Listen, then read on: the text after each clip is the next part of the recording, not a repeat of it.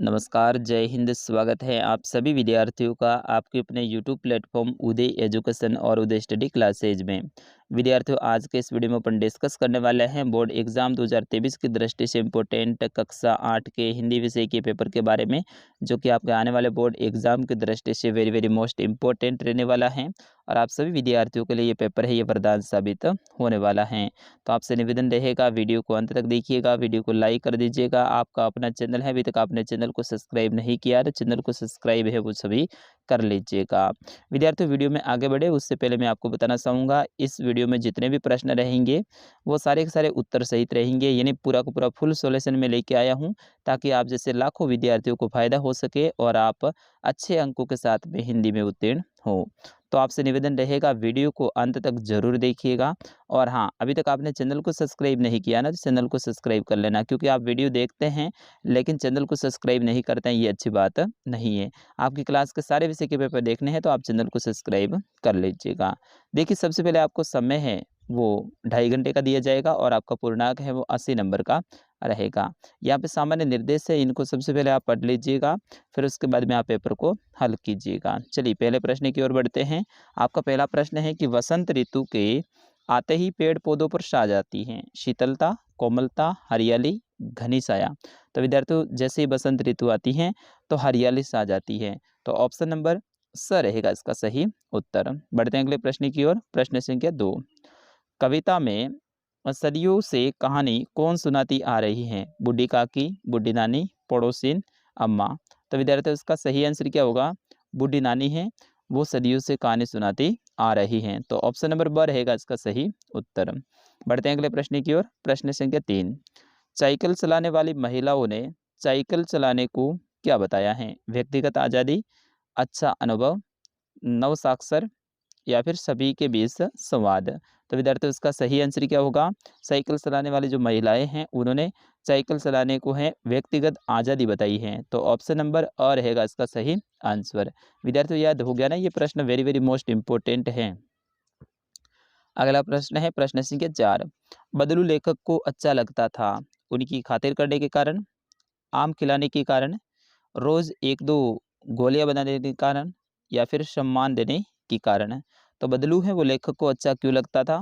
क्योंकि वो रोज है उनको एक दो गोलियां बना कर देता था, इसलिए लेखक है उनको बदलू काका है वो अच्छे लगते थे। तो ऑप्शन नंबर श रहेगा इसका सही आंसर। विद्यार्थी, वो कहानी आपको याद है ना? चलिए अगला प्रश्न है प्रश्न संख्या 5। पहली बोलती फिल्म के निर्देशक कौन थे?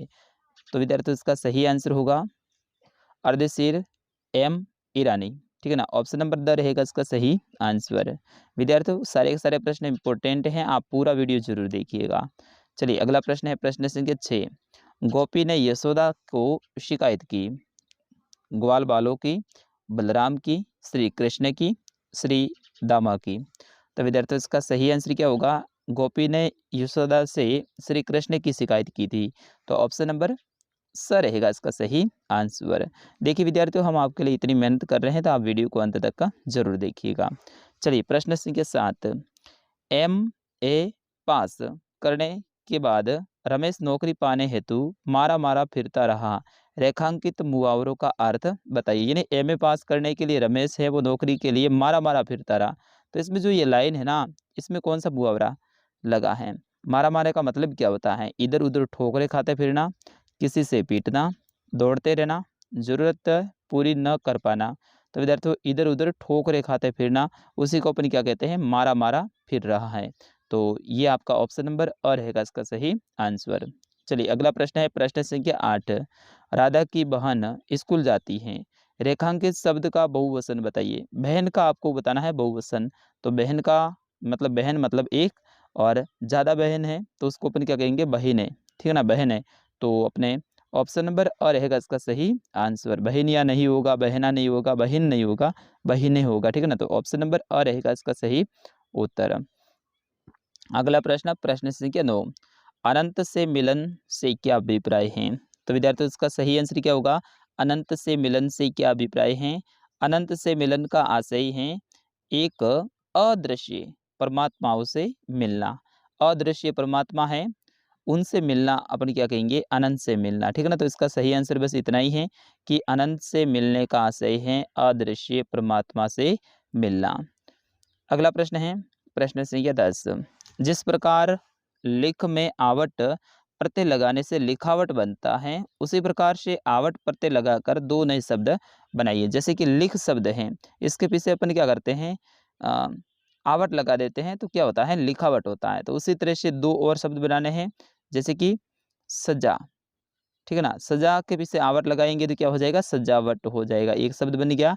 उसी तरह से बन से बनावट आप बना सकते हैं। तो इस तरह से ये दो शब्द हो जाएंगे, सजावट और बनावट। चलिए अगला प्रश्न है प्रश्न संख्या 11। दिए गए भाववाचक संज्ञा शब्द का वाक्य में प्रयोग कीजिए। जैसे कि ये भाववाचक संज्ञा दी हुई है तो इनका वाक्य में प्रयोग करना है, जैसे लंबाई और बचपन। तो विशाल की लंबाई राजेंद्र से अधिक है, तो इसका प्रयोग हो गया ना, विशाल की लंबाई है वो किससे अधिक है विद्यार्थियों, राजेंद्र से, तो इसका प्रयोग हो गया। उसी तरह से आपको बचपन का, जैसे कि कन्हैया का बचपन खेलने कूदने में ही बीता था, ठीक है ना। कन्हैया है, उनका बचपन है वो खेलने कूदने में ही बीता था। तो इस तरह से अगला प्रश्न है प्रश्न संख्या 12। जमीला बीबी ने क्या चलाना शुरू किया था। तो विद्यार्थियों इसका सही आंसर क्या होगा, जमीला बीबी हैं, उन्होंने साइकिल चलाना शुरू कर दिया था। तो इसका सही आंसर होगा साइकिल चलाना। बढ़ते हैं अगले प्रश्न की ओर। अगला प्रश्न है प्रश्न संख्या 13। नागिन सी भूई लौटी, भूई शब्द का अर्थ क्या है। तो इसमें जो भूई शब्द है, इसमें पृथ्वी या फिर भूमि का मतलब होता है। भूमि का मतलब क्या होता है, पृथ्वी अपन कह सकते हैं, पृथ्वी या फिर भूमि, वसुंधरा, धरा, पृथ्वी, भूमि, ठीक है ना, ये सारी। अगला देखिए, कोरी क्या कर रहा था।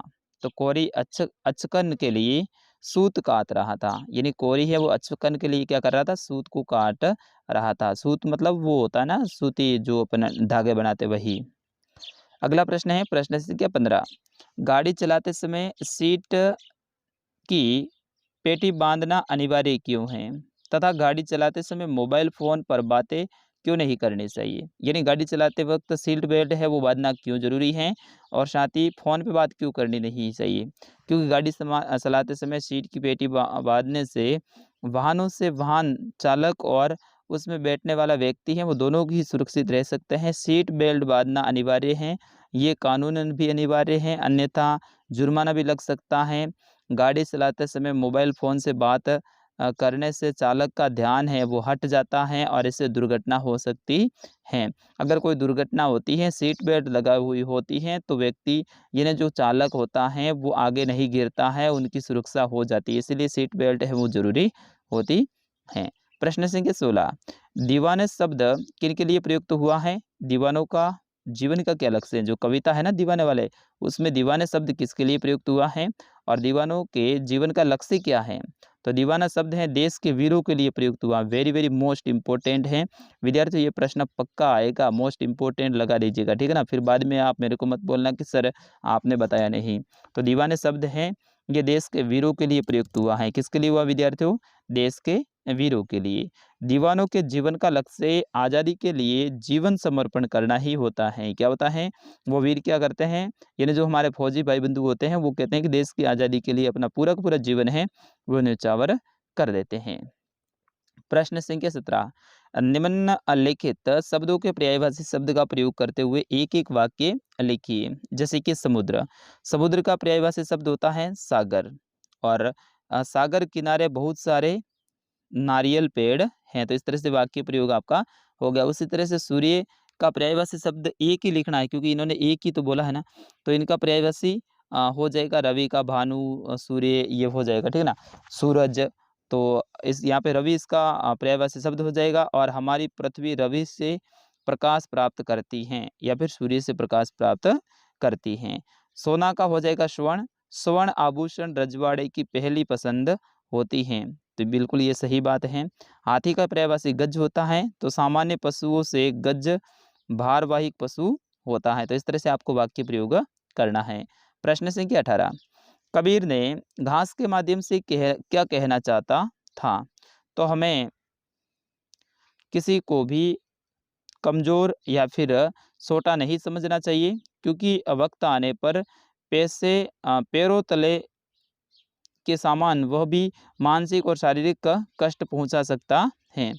मेरे को ये राइटिंग थोड़ी सी समझ में नहीं आ रही है क्योंकि मैंने एक विद्यार्थी से लिखवाया है, इसलिए। अगला प्रश्न है, कहानी में मोटे मोटे किस काम के हैं और किनके बारे में और क्यों कहा गया है? तो यह घर के आलसी बच्चों के लिए कहा गया है क्योंकि वह घर के काम के लिए नौकरों पर आश्रित रहते थे और स्वयं कुछ भी नहीं करते थे। अपने माता पिता की निगाहों में खा पीकर मोटे हो रहे थे। तो यही है आपकी कहानी में मोटे मोटे शब्द। अगला प्रश्न है, प्रश्न संख्या 20। विद्यार्थियों, आप ना ये ना समझे कि मैंने विद्यार्थी से लिखवाए इसका मतलब उसने उत्तर गलत लिखा होगा। बिल्कुल उनको मैंने पूरे पूरे प्रश्न टिक करके दिए थे और ये पेपर तो मैंने ही बनाया, फिर उसके बाद में उनको ओनली फॉर उत्तर लिखने के लिए मैंने दिया था ताकि उसकी भी प्रैक्टिस हो जाए और आपके भी ये काम में उत्तर आ जाए। देखिए, आपके विचार से अंग्रेज ने ये पुराना लोटा क्यों खरीद लिया होगा? तो विद्यार्थियों, इसका सही आंसर होगा, हमारे विचार से अंग्रेज ने पुराना लोटा इसलिए खरीद लिया था क्योंकि उनके पड़ोसी और उनके जो पुरानी चीज़ों की संग्रह की होड़ लगी हुई थी उनके बीच में, अंग्रेज़ के बीच में और उनके पड़ोसी दोनों के बीच में कि भाई मैं पुरानी सबसे सबसे ज़्यादा पुरानी वस्तुएं मैं इकट्ठा करूँगा, वो बोल रहा है सबसे ज़्यादा मैं इकट्ठा करूँगा। तो दोनों के बीच में क्या लगी हुई थी? होड़ लगी हुई थी। पुराने लोटे की तरह एक जहांगीरी अंडा लेकर गए थे। यह भी उन्हें अंग्रेज उन्हें दिखाना चाहते थे और जहांगीर अंडे की तरह अकबरी लोटा भी था। अगला प्रश्न है, मानव के लिए स्वच्छता क्यों आवश्यक है? ये बिल्कुल ईजी सा है। फिर उसके बाद में निबंधात्मक प्रश्न आपके शुरू हो जाते हैं। इसमें देखिए पन्द्यास दे रखा है, इसकी सप्रसंग व्याख्या करनी है। पक्षी और बादल ये भगवान के डाकिए हैं जो एक महादेश से दूसरे महादेश को जाते हैं। हम तो समझ नहीं पाते मगर उनकी लाई चींटियाँ, पेड़ पौधे, पानी और पहाड़ बाँसते हैं। तो इस तरह से ये भगवान के डाकिए जो पक्षी वो आपकी जो कहानी कविता है उनका आपको सप्रसंग व्याख्या करनी है या फिर ये जो दुआ हैं इनकी आपको करनी है। बढ़ते हैं अगले प्रश्न की ओर।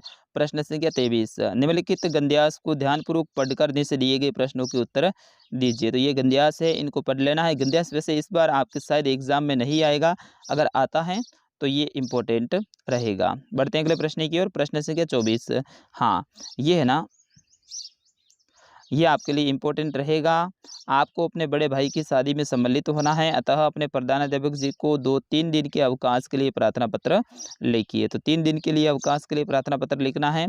तो इस तरह से आप प्रार्थना पत्र लिख सकते हैं। यहाँ पे देखिए इन्होंने कैसे लिखा है, बिल्कुल इसी तरह से आप लिख सकते हैं।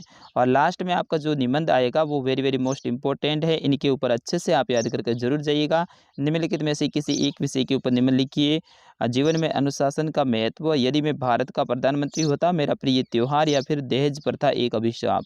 तो ये निबंध आप अच्छे से याद कर लीजिएगा।